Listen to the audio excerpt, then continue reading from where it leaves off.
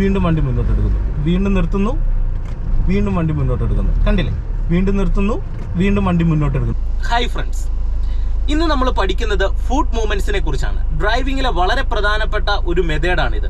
നമ്മളൊരു വാഹനം ഡ്രൈവ് ചെയ്തു പോകുന്ന അവസരങ്ങളിൽ ഏതെങ്കിലും തരത്തിലുള്ള ഒരു ബ്ലോക്ക് വന്നു കഴിഞ്ഞാൽ മുന്നിൽ പോകുന്ന വണ്ടിക്ക് അനുയോജ്യമായിട്ട് നമ്മുടെ വണ്ടി പതുക്കെ പോകണം. മുന്നിൽ പോകുന്ന ഒരു വണ്ടി പെട്ടെന്ന് നിർത്തിയാൽ നമ്മുടെ വണ്ടി നിർത്തണം. പെട്ടെന്ന് മുന്നിൽ പോകുന്ന ഒരു വാഹനം മുന്നോട്ടെടുത്ത് കഴിഞ്ഞാൽ നമ്മുടെ വാഹനവും പെട്ടെന്ന് എടുക്കണം. അപ്പോൾ ഇതൊക്കെ കൃത്യമായിട്ട് ചെയ്യണമെന്നുണ്ടെങ്കിൽ ഫുട്ട് മൂവ്മെന്റ്സ് ക്ലിയർ ആയിട്ട് ചെയ്തെങ്കിൽ മാത്രമേ നമുക്കത് ചെയ്യാൻ കഴിയത്തുള്ളൂ. പ്രധാനമായിട്ടും ട്രാഫിക്കുകളിലും അപ്രതീക്ഷിതമായിട്ടുണ്ടാകുന്ന ബ്ലോക്കിലും കയറ്റത്തോടു കൂടിയുള്ള ട്രാഫിക്കിലൊക്കെയാണ് ഇത് സംഭവിക്കാറുള്ളത്. അപ്പോൾ ഇതെങ്ങനെ എളുപ്പത്തിൽ ചെയ്യാമെന്നുള്ളത് ഇന്നത്തെ ഒരു വീഡിയോയിൽ ഒരു ഡെമോ സഹിതം ഞാൻ വണ്ടി ഓടിച്ച് നിങ്ങളെ കാണിച്ചു തരാം. എന്തായാലും നിങ്ങൾ വീഡിയോ പൂർണ്ണമായിട്ട് കാണുക.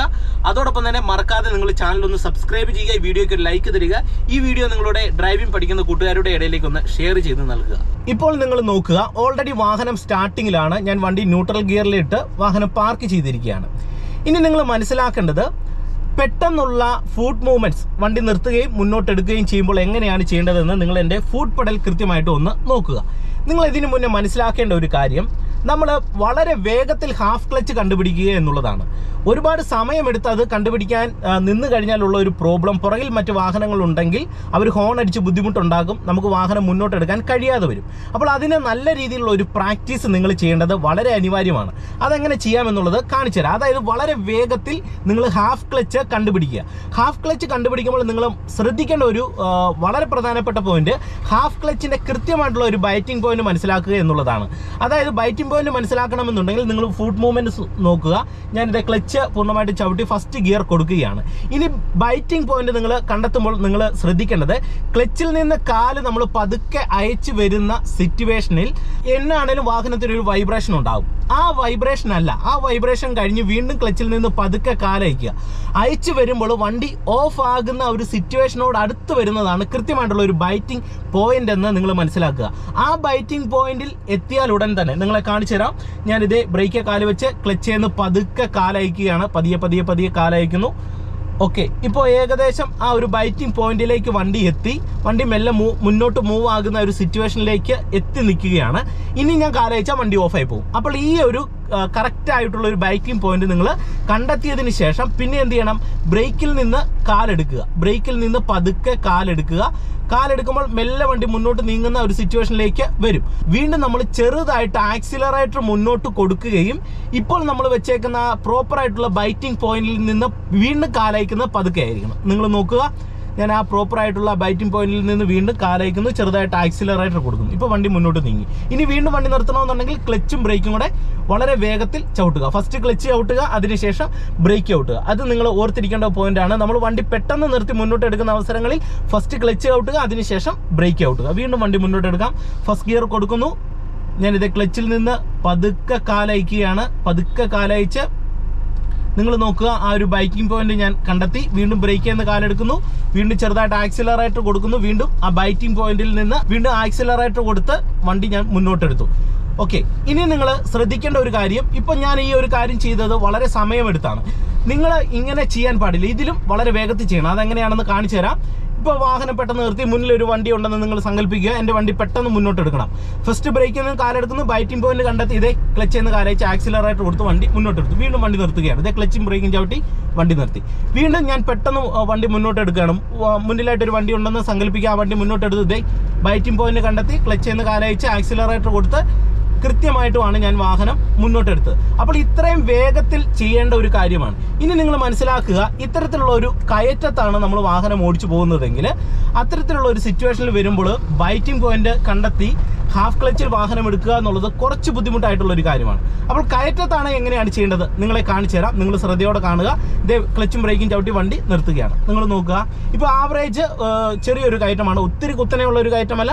ആവറേജ് നിങ്ങൾ നോക്കുക, ആവറേജ് ഒരു കയറ്റമാണ്. അപ്പോൾ ഈ ഒരു കയറ്റത്തിലാണെങ്കിൽ നിങ്ങൾ മനസ്സിലാക്കേണ്ടത്, ഫസ്റ്റ് എന്ത് ചെയ്യണം, നമ്മൾ ഫസ്റ്റ് ഗിയർ കൊടുക്കുന്നു.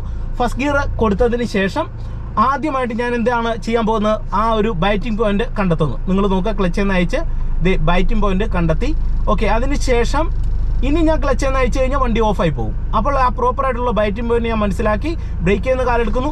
ആക്സിലറേറ്റർ കൊടുത്ത് വീണ്ടും ക്ലച്ച് എന്ന് അയച്ച് വണ്ടി മുന്നോട്ട് എടുത്തു. വീണ്ടും വണ്ടി നിർത്തി. നിങ്ങൾ നോക്കുക, വളരെ വേഗത്തിൽ എടുക്കുന്ന കാണിച്ചു തരാം. കണ്ടോ? ഓക്കെ, വീണ്ടും വണ്ടി നിർത്തുന്നു. ഇതുണ്ടോ, വീണ്ടും വണ്ടി മുന്നോട്ട് എടുക്കുന്നു. നിങ്ങൾ നോക്കുക, കണ്ടില്ലേ? ദേ വീണ്ടും നിർത്തുന്നു, കണ്ടോ, വീണ്ടും നിർത്തുന്നു, വീണ്ടും വണ്ടി മുന്നോട്ട് എടുക്കുന്നു, വീണ്ടും നിർത്തുന്നു, വീണ്ടും വണ്ടി മുന്നോട്ട് എടുക്കുന്നു, കണ്ടില്ലേ? വീണ്ടും നിർത്തുന്നു, വീണ്ടും വണ്ടി മുന്നോട്ട് എടുക്കുന്നു. അപ്പോൾ ഈ ഒരു രീതിയിൽ നിങ്ങൾ പ്രാക്ടീസ് ചെയ്ത് ഈ കാര്യം ഒന്ന് പഠിച്ചെടുക്കാനായിട്ട് ശ്രമിക്കുക. ഇത് ഡ്രൈവിങ്ങിലെ വളരെ പ്രധാനപ്പെട്ട ഒരു കാര്യമാണ്. ഈ ഒരു കാര്യം നമ്മൾ ഒരു പരിധി വരെ പഠിച്ചു കഴിഞ്ഞാൽ തന്നെ നമുക്ക് ഏതൊരു സിറ്റുവേഷനിലും വളരെ കോൺഫിഡൻറ്റോടെ തന്നെ വാഹനം ഓടിച്ചുകൊണ്ട് പോകാൻ കഴിയുന്നതാണെന്ന് നിങ്ങൾ മനസ്സിലാക്കുക. നിങ്ങൾ ഇത് കൃത്യമായിട്ടും പ്രാക്ടീസ് ചെയ്യുക, പഠിച്ചെടുക്കാനായിട്ട് ശ്രമിക്കുക. കാരണം ഇത് ഡ്രൈവിങ്ങിലെ വളരെ പ്രധാനപ്പെട്ട ഒരു കാര്യമാണ്. ഒരു ട്രാഫിക്കിൽ വാഹനം ഓടിക്കുന്ന സിറ്റുവേഷനിൽ പെട്ടെന്നുണ്ടാകുന്ന ബ്ലോക്കുകളിലൊക്കെ വാഹനം ഡ്രൈവ് ചെയ്യുമ്പോൾ ഇത് കൃത്യമായിട്ട് നമ്മൾ ചെയ്തിരിക്കണം. വാഹനം ആദ്യമായിട്ട് ഓടിക്കുന്ന എല്ലാവർക്കും ഏറ്റവും ബുദ്ധിമുട്ടുള്ള ഒരു കാര്യമാണ് ഒരു വണ്ടി തിരക്കുള്ള റോഡിൽ ഓടിക്കുക എന്നുള്ളത്.